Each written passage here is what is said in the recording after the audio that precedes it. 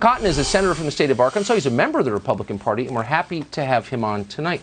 Senator Cotton, I appreciate your coming on. Having trouble getting Republican senators to appear on this topic. Here's the question.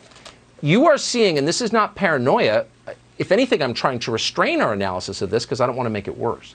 But you're seeing former military leaders like Stan McChrystal compare 74 million Americans to terrorists. That has massive implications. Where's this going, and how can we stop it? Tucker, thanks for having me on. That kind of rhetoric and the rhetoric you cited throughout your opening statement there is obviously exaggerated and overheated, and it needs to stop now. As you say, it's a striking contrast. The Democrats are being very sore winners.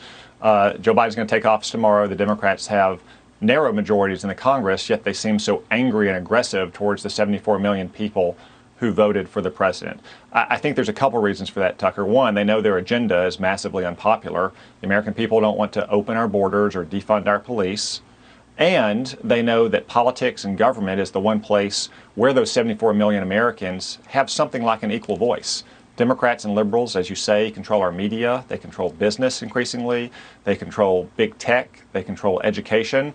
Politics and government is the one place where conservatives can have their voice heard. So what the Democrats want to do is use their narrow and probably fleeting majority to try to silence all opposition to things like opening our borders for 15 million illegal aliens and probably more in the surge we see coming, while also radically changing the rules of our democracy, doing things like eliminating the filibuster and making Washington, D.C. a state and nationalizing our voting laws so they can turn that narrow, fleeting majority into a large and permanent majority. And I, for one, Tucker, am not going to stand for either one of those things.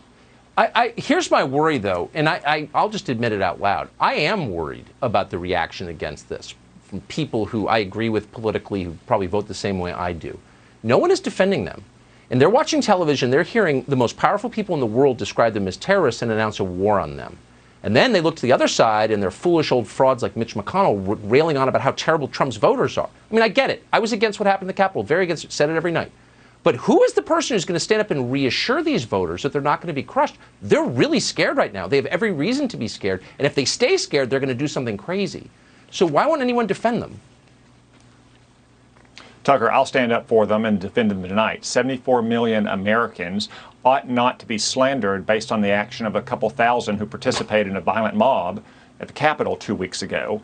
And because a violent mob attacked the Capitol 2 weeks ago, that doesn't mean that they should have their views censored. It doesn't mean they should be at risk of losing their job or having their business boycotted, losing their slots in high schools or colleges that choose selectively. It doesn't mean that they should have to pay higher taxes or open their borders or defund their police.